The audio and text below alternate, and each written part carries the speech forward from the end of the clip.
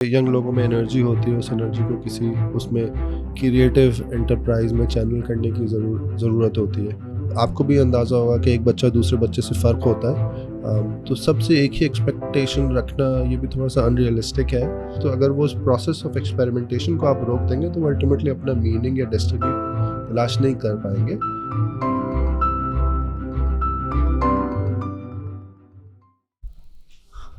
अस्सलाम वालेकुम डॉक्टर साहब। मैं आपसे बात करना चाह रहा था अपने बेटे से मुतालिक। डॉक्टर साहब, मेरे 4 बच्चे हैं। हमारे घर का माहौल थोड़ा मज़हबी है और सभी माशाल्लाह सोमो सलात के पाबंद हैं। बड़े 3 बच्चों से मुझे कोई शिकायत नहीं है डॉक्टर साहब, लेकिन जो छोटा वाला बेटा है वो गलत सोहबत में पड़ गया है। हर वक्त गाने गाता रहता है और कहता है कि मैं सिंगर बनूंगा। हमने हर तरह से कोशिश की, उसे प्यार से मनाने की कोशिश की, सख्ती करके भी देखी। यहाँ तक कहा कि चलो भाई तुम पढ़ाई भी करते रहो और गाने भी गाते रहो। हालांकि ये बहुत मायूब समझा जाता है हमारे घराने में, गाना बजाना इस तरह का। लेकिन अब नौबत ये आ गई है कि वो घर के बड़ों से बदतमीज़ी करता है, लड़ाई करता है, मेहमानों के सामने अजीब व गरीब किस्म के, बेहुदा किस्म के गाने गाता है, रैप सिंगिंग जो नए दौर की है। और बज़िद है, किसी तरह से मानने को तैयार नहीं है। सख्ती करें तो कहता है घर छोड़ के चला जाऊंगा और मुझे तो यही करना है। अपने आप को ही समझता है कि मैं ही सही हूँ, बाकी आप लोगों को नहीं पता, आप पुराने दौर के लोग हैं। अब आप बताइए कि किस तरह से हम उसे समझाएं कि हम मज़हबी घराने से ताल्लुक़ रखते हैं, हमारी एक इज़्ज़त है माशरे में, वो सब ख़त्म हो जाएगा अगर खुदा न खास्ता ये नशों में बढ़ता है, गानों में बढ़ता है इस तरह से। शुक्रिया। बहुत शुक्रिया।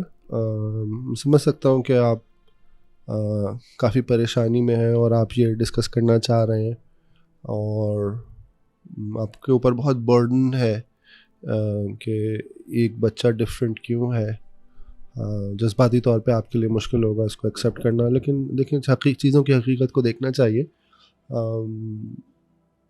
सारे एक तो बरखुरदार अगर होते तो हम बैठ के भी बात कर सकते थे कि उनके क्या प्लान्स क्या हैं, आगे क्या करना चाह रहे हैं, गोल्स और टारगेट्स क्या हैं।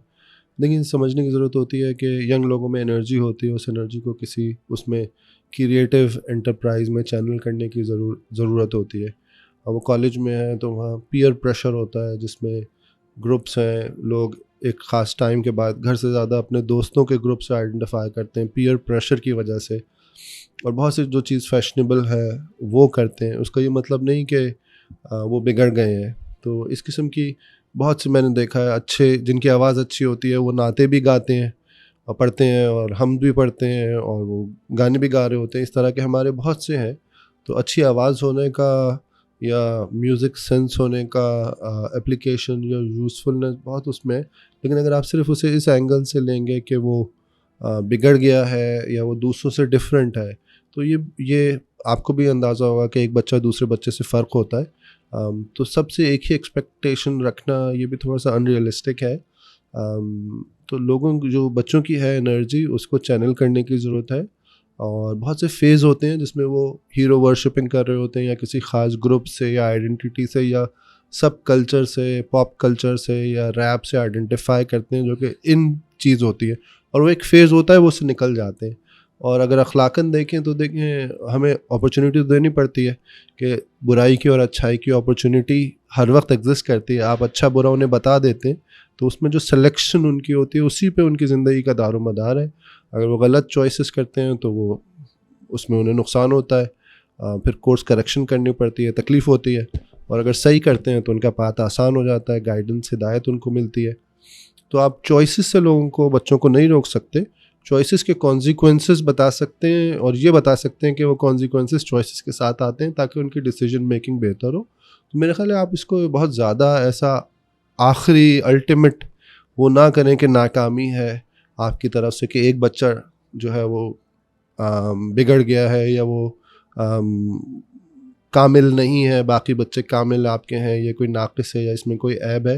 इस तरह से करेंगे तो आप उसे अपने से दूर कर देंगे। तो आपको एक अनकंडीशनल पॉजिटिव रिगार्ड, एक मोहब्बत का रिश्ता रखने की ज़रूरत है, जहाँ वो आपके पास आए और आप बात करें और अपने चैलेंजेस को, सोसाइटी के प्रेशर्स को यूज़ करें, उसमें आप बेहतर पोजीशन पे होंगे, उसे गाइड कर सकें, rather than कि आपका उसका कम्युनिकेशन ब्रेक डाउन हो जाए। तो आई एम श्योर वो भी वैसा ही होगा जैसे बाकी बच्चे हैं इन टर्म्स ऑफ अपनी चॉइसेस, ज़िंदगी के फ़ैसले या डिसीजंस में। थोड़ा सा उसको चांस, आपको चैरिटेबल एटीट्यूड रखने की ज़रूरत है, चांस देने की ज़रूरत है, और बहुत ज़्यादा उसे कंक्रीटली जज ना करें। हाँ, माशरे में अच्छाई बुराई के अक़दार होते हैं, और लेकिन बहुत सी चीज़ें कोई अल्टीमेट नहीं होती, या कोई स्किल होती है जो कि किसी और चीज़ के लिए काम आ रही होती है। तो ज़िंदगी में वो जब बच्चे एक्सपेरिमेंट करते हैं चीज़ों को, तो वो फिर अब बाद में किसी उसके अंदर वो यूज़फुल होती है उनकी स्किल। तो अगर वो उस प्रोसेस ऑफ एक्सपेरिमेंटेशन को आप रोक देंगे, तो वो अल्टीमेटली अपना मीनिंग या डेस्टिनी तलाश नहीं कर पाएंगे। तो आप अपने ऊपर ज़्यादा बर्डन नहीं रखें, और मुस्बत एटीट्यूड रखें, और उसके साथ बातचीत करें।